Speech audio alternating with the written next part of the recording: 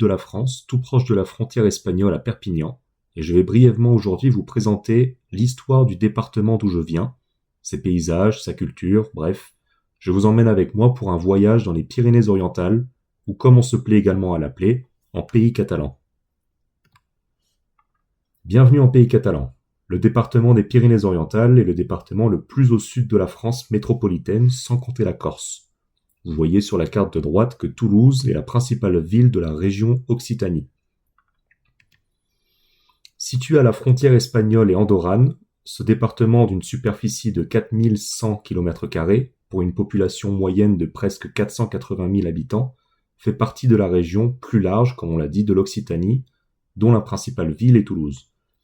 Comme vous pouvez le voir, la chaîne des Pyrénées, de l'océan Atlantique à la Méditerranée, forme une frontière montagneuse naturelle entre la France, l'Espagne et la principauté d'Andorre. Remontons ensemble le temps afin de découvrir dans les grandes lignes l'histoire de ce département si particulier. Notre voyage commence il y a bien longtemps, près de 450 000 ans en arrière, avec l'arrivée des premiers hommes dans le sud de l'Europe et dans ce qui constituera plus tard la France. Nous sommes à Tautavel, un village d'environ 900 habitants au nord du département. C'est dans cet environnement clément de la vallée de l'Agly, l'un des trois fleuves majeurs qui parcourent le département, que l'homme de Tautavel a établi refuge, profitant ainsi d'abris géologiques naturels dans les grottes alentours et de l'eau douce et des ressources à proximité. Notre voyage se poursuit dans le temps pour nous amener à l'époque de l'Antiquité. L'ouvrage d'envergure que nous allons découvrir à présent est celui de la Via Domitia.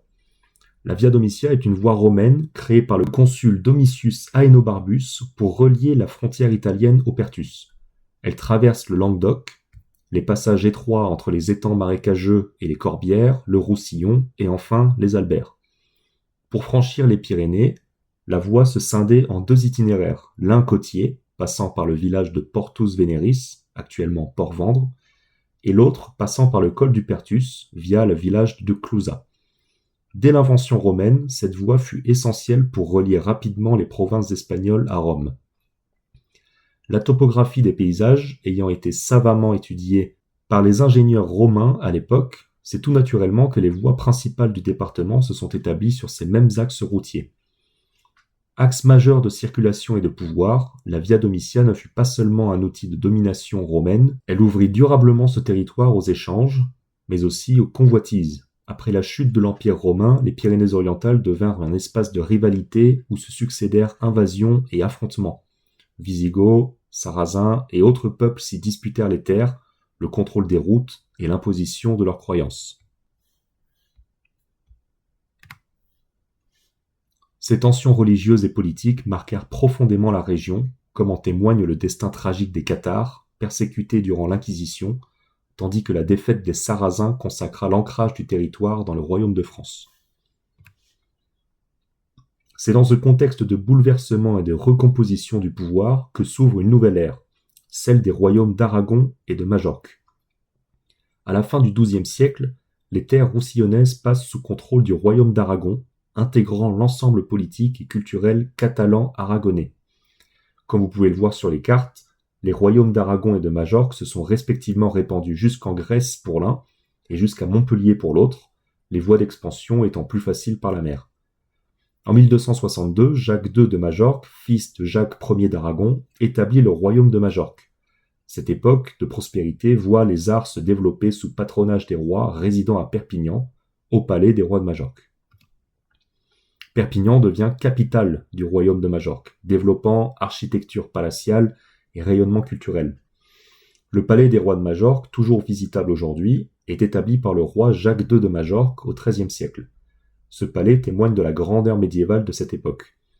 Au cours du XIVe siècle, la situation n'était pas brillante pour le Roussillon, principale partie continentale du royaume de Majorque, conquis par les Français. Son roi Jacques III de Majorque est contraint d'accepter la défaite.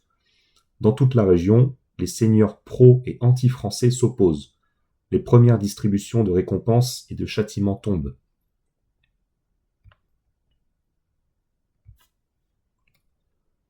Le traité des Pyrénées marque un tournant pour le destin des Catalans. Signé en 1659 par Mazarin et Don Luis de Haro, respectivement Premier ministre du roi de France Louis XIV et Premier ministre de Philippe IV d'Espagne, il délimite la frontière actuelle entre l'Espagne et la France. Le traité des Pyrénées met fin au conflit opposant les deux puissances depuis 1635 et à l'intervention française dans la guerre des 30 ans, de 1618 à 1648.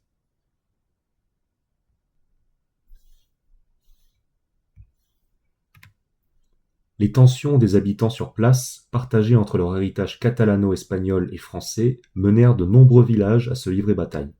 Louis XIV décida alors de mater les rébellions par la force en envoyant plusieurs bataillons dans le sud du royaume de France. Afin de mieux contrôler militairement le sud de la France, Sébastien le Prestre de Vauban, dit Vauban, se voit confier la charge de construire de nombreuses places fortes. Toute la région va alors se couvrir de citadelles d'importance variée.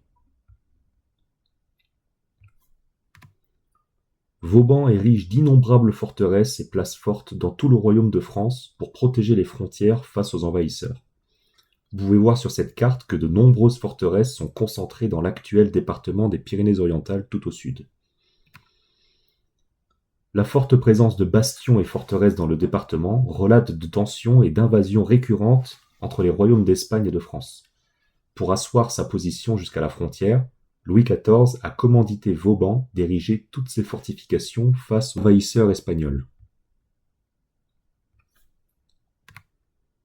Bien que devenu officiellement français suite au traité des Pyrénées, le Roussillon n'en demeure pas moins enraciné à sa culture catalane et à sa langue, laissant le roi de France en difficulté pour y asseoir son autorité. Au lendemain de la Révolution française de 1789, le 6 mars 1790, les députés de l'ancienne province du Roussillon signent l'arrêté créant ainsi le département du Roussillon, mais qui sera très vite renommé le département des Pyrénées-Orientales. Nous sommes maintenant en 1815. Le Roussillon est français depuis longtemps et la population, régénérée depuis le traité des Pyrénées, se sent parfaitement intégrée à son pays. Cependant, cette année marque le deuxième retour de la monarchie sous la tutelle des Bourbons. Or, la population est majoritairement républicaine. La colère monte lentement, surtout dans la plaine et la vallée de la Tête, contrairement à la Cerdagne ou à la Salanque, où les Catalans semblent mieux s'accommoder de cette situation. Louis XVIII puis Charles X parviennent à maîtriser la situation, mais en 1830, la deuxième révolution éclate. Perpignan devient le théâtre de nombreuses manifestations. Partout dans les villages, les habitants montent au créneau, revendiquant leur désir de voir la République restaurée. L'opposition légale trouve alors un porte-parole de choix, François Arago, enfant du pays, député et futur ministre des Armées après 1848.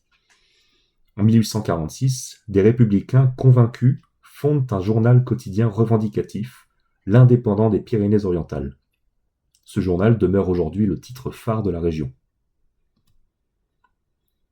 De plus en plus fréquemment, la population se rebelle contre la bourgeoisie et les grands propriétaires terriens. Des grèves éclatent spontanément et certaines maisons sont attaquées et incendiées.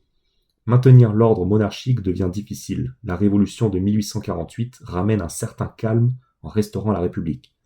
Cependant, le 2 décembre 1851, le président de la République, Louis-Napoléon Bonaparte, réalise un coup d'État. Les républicains sont alors sévèrement réprimés. En Catalogne, 350 personnes sont déportées en Guyane ou en Algérie. La population est muselée par la force. En 1852, Louis-Napoléon Bonaparte se proclame empereur. Il contrôle fermement l'opposition, mais en 1864, il accorde le droit de grève. Peu à peu, les Catalans s'habituent à ce rythme et accordent leur confiance à leurs députés, bien qu'ils soient issus de la bourgeoisie. Comme partout ailleurs, les avancées technologiques et scientifiques de la révolution industrielle ont permis l'essor d'entreprises endémiques du département des Pyrénées-Orientales. L'aventure des caves Beer débute en 1866 à Thuir, lorsque les frères Simon et Pallade Violet créent un vin tonique et hygiénique en associant des crus du Roussillon à des plantes aromatiques et du quinquina. Ce breuvage médicinal rencontre un succès tel que l'ordre des pharmaciens engage un procès pour concurrence déloyale. forçant les créateurs à abandonner l'appellation thérapeutique au profit d'un nom devenu mythique, le beer. Déposée en 1873, la marque tirerait son nom original de l'agencement de lettres utilisé pour classer des tissus dans l'ancienne mercerie familiale. Portée par une expansion fulgurante, l'entreprise transforme Thuir en un véritable empire industriel. L'Anse de Paulille offre aujourd'hui une promenade naturelle qui permet aussi de replonger dans 115 ans d'histoire industrielle, en retraçant le passé d'un site majeur de la production de dynamite en France. Dès 1870, Alfred Nobel et son associé Paul Barbe y implantent une grande dynamiterie en bord de Méditerranée, donnant naissance à un véritable village industriel où travaillent des centaines d'ouvriers, avec ses logements, son école, son église et ses commerces. Transformé en parc aménagé de 17 hectares, le site conserve encore une forte mémoire ouvrière, dont témoignent 7 des 32 bâtiments d'origine, désormais ouverts au public et valorisant ce patrimoine industriel exceptionnel. Le premier four solaire expérimental du monde a été édifié ici, dans le département, en raison de l'ensoleillement tout au long de l'année. En 1947, le professeur Félix Trombe décide de s'installer à Montlouis pour construire en 1949 le premier four solaire du monde, bouleversant ainsi le milieu scientifique. Sa mise en service est effective en 1951. Il préfigure déjà son grand frère Dodeio par ses performances et sa technologie. La ville de Montlouis, édifiée par Vauban sous le règne du roi Soleil, Louis XIV, est désormais vouée à honorer le Soleil roi. La performance du four solaire de Montlouis a donc poussé les ingénieurs à concevoir un deuxième four solaire 20 ans plus tard, à Font-Romeu, plus grand, plus performant et plus moderne. Le département des Pyrénées-Orientales du XXe siècle est chargé d'une histoire douloureuse dont les stigmas sont encore visibles aujourd'hui. La retirada désigne l'exode tragique de plus de 500 000 républicains espagnols qui, à l'hiver 1939, ont fui la victoire des troupes franquistes pour chercher refuge en France. Cet exil massif, marqué par des conditions climatiques extrêmes en haute montagne, a pris au dépourvu les autorités françaises dont l'improvisation a conduit à un accueil dramatique. Les réfugiés ont d'abord été entassés dans des camps de fortune en montagne, comme à Prats de Moyo, avant d'être transférés vers des camps de concentration sur les plages d'Argelès-sur-Mer et de Saint-Cyprien, où ils survivaient dans le sable, derrière des barbelés, sans abri ni sanitaire. Aujourd'hui, cet épisode reste un pilier de la mémoire collective du Roussillon, où l'intégration réussie des descendants de ces réfugiés a profondément et durablement marqué le tissu social et culturel catalan. Parmi les exilés espagnols, de nombreuses figures connues, artistes, peintres, musiciens, etc., sont venus se réfugier dans le département, ou tout du moins y ont séjourné. Picasso, prenons son exemple, a profondément marqué l'histoire artistique des Pyrénées-Orientales.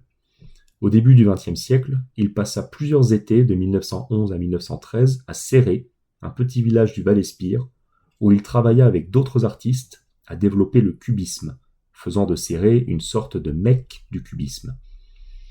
Son passage est encore visible aujourd'hui dans des collections du musée d'art moderne de Céré et du musée Hyacinthe Rigaud de Perpignan, qui conservent plusieurs œuvres de cette période et témoignent de l'importance de ces lieux dans l'histoire de l'art moderne. Salvador Dalí entretient avec les Pyrénées-Orientales un lien bref mais hautement symbolique, centré principalement sur Perpignan. Il y connut en 1963 une expérience qu'il décrivit comme une révélation mystique sur les quais de la gare de Perpignan, qu'il proclama alors centre du monde. Cette vision inspirera directement le tableau majeur La gare de Perpignan de 1965. Il effectua également un séjour plus discret à Font-Romeu en 1939, dans un contexte, encore une fois, de déplacement lié à la guerre civile espagnole. Aujourd'hui encore, cette relation singulière est entretenue par l'imaginaire collectif et par des expositions ponctuelles dans les départements.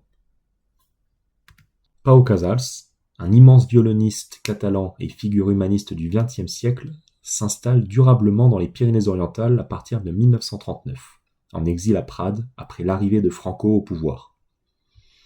Il y mène d'abord une vie retirée, renonçant presque totalement aux concerts internationaux en signe de protestation politique, tout en s'engageant activement auprès des réfugiés espagnols internés dans les camps du Roussillon et dans diverses actions humanitaires.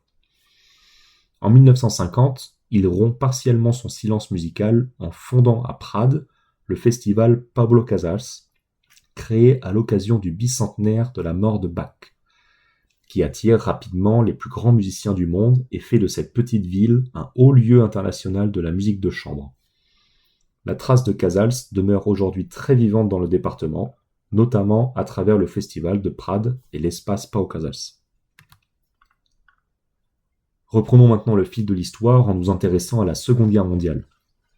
Les forces allemandes prennent possession du département le 12 novembre 1942 et transforment alors le littoral en une place forte en le bétonnant avec les bunkers allant de Torrey jusqu'au Cap Béar. Certains sont encore visibles, comme peuvent encore en témoigner les photos ci-dessous. Face à cette occupation, la résistance catalane s'organise dès 1941. Le conflit prend fin dans la région en août 1944, alors que les Allemands battent en retraite en dynamitant des sites stratégiques comme le couvent des Carmes ou le port de Port-Vendre, comme en bas ici à droite. Les maquisards de la région convergent vers Perpignan. La capitale catalane est définitivement libérée le 18 août 1944, après des combats nocturnes mettant fin à des années de privation et de répression.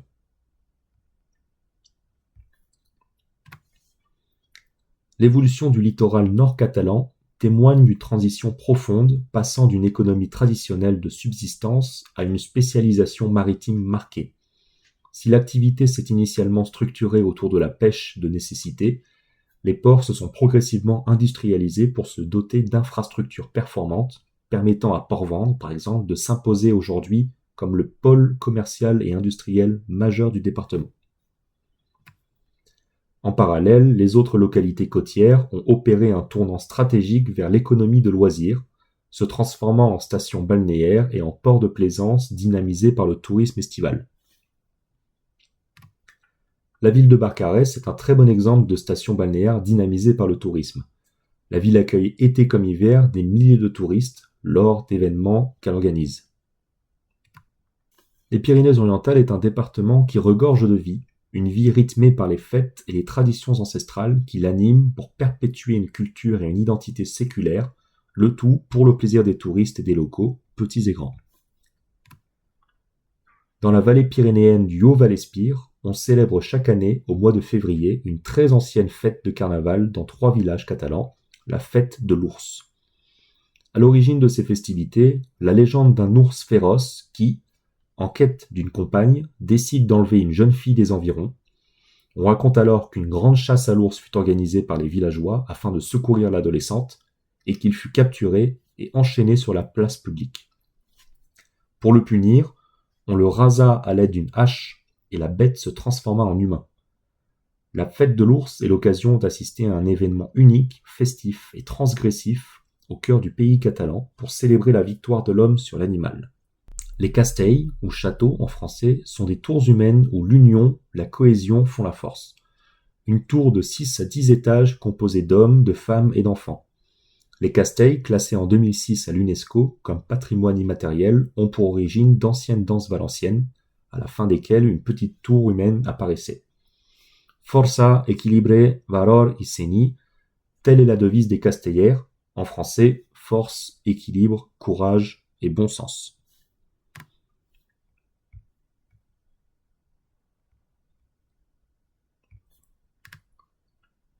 La sardane est une danse populaire catalane considérée comme la danse nationale de la Catalogne.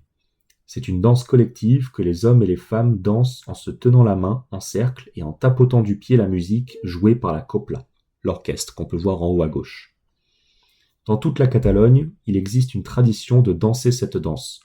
Les gens qui la dansent fréquemment sont regroupés en groupes sardanistes qui visitent la Catalogne aux réunions et journées organisées sur tout le territoire. Le tour d'horizon du département ne saurait être complet sans évoquer la gastronomie propre au pays catalan. Hérité des brassages culturels espagnols, français et catalans, vous trouverez dans vos assiettes de la charcuterie, comme le fouet, de l'escalivade, mélange de légumes, aubergines, poivrons et autres, le tout baigné dans l'huile d'olive, la fameuse cargolade, difficile à manger pour certains, dû à l'aspect gélatineux des escargots. Et pour finir, vous pourrez apprécier un dessert typique du pays, la crème catalane, une crème à base d'œufs, de lait, de zeste de citron et de sucre que l'on brûle au chalumeau pour faire une couche croquante de sucre tout au-dessus. Le département et plus généralement la région, dans son ensemble, sont riches en vignobles. Vous pourrez trouver dans les caves des habitants des Pyrénées-Orientales des vins comme le Maury, le Banyuls, le Muscat et bien d'autres encore, tous plus raffinés les uns que les autres. Pour ensuite brûler toutes ces calories, vous pourrez vous défouler lors d'un match de rugby. Ce sport emblématique du pays catalan décompte plusieurs centaines d'adhérents prêts à défendre leur club lors de rencontres sportives. Les plus jeunes s'initient dès l'école primaire à ce sport pour espérer, à terme peut-être, devenir joueurs professionnels de l'USAP, le club le plus connu du département. De par les nombreuses invasions catalano-espagnoles au cours de son histoire, les Pyrénées-Orientales gardent nécessairement une profonde identité catalane, tant du point de vue de la culture que de la langue en elle-même. Après la délimitation établie par le traité des Pyrénées en 1659, le département s'est vu imposer l'usage du français et non plus du catalan. La langue catalane n'a survécu que grâce à la transmission familiale. Aujourd'hui, le catalan à Perpignan connaît un renouveau significatif porté par des initiatives éducatives et culturelles ambitieuses, notamment via des écoles bilingues franco-catalanes, l'appellation dans les deux langues des villes et villages du département, et par diverses manifestations culturelles et politiques. Pour terminer cette présentation des Pyrénées-Orientales, nous allons profiter des magnifiques paysages qu'offre ce département, riche d'une faune et d'une flore très diverses. La réserve naturelle marine de Cerbère-Banyuls est une réserve naturelle nationale située en Occitanie. Première réserve marine française, elle a été créée en 1974 et couvre 650 hectares de mer entre Banyuls-sur-Mer et Cerbère, dans les Pyrénées-Orientales, sur un littoral soumis à une forte fréquentation touristique. D'innombrables randonnées ou visites culturelles sont possibles. Les artisans de producteurs locaux se feront un plaisir de vous accueillir pour vous faire découvrir les produits tout au long de l'année.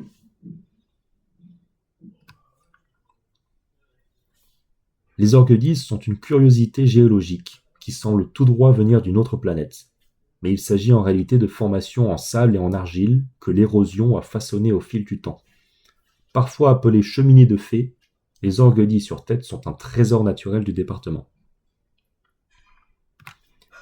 Enfin, il serait impensable de vous présenter le département des Pyrénées-Orientales sans vous parler du Canigou. Niché au cœur du parc naturel régional des Pyrénées catalanes, le Canigou est la destination phare pour tous les amateurs de marche en montagne. Avec ses 2784 mètres d'altitude, certains vous diront qu'il était considéré jusqu'au XIXe siècle comme le plus haut sommet des Pyrénées. Offrant une vue imprenable sur l'ensemble du département, le Canigou est la montagne sacrée des Catalans. Cette présentation est à présent terminée. Je vous remercie pour votre attention et comme on dit en catalan, adeu!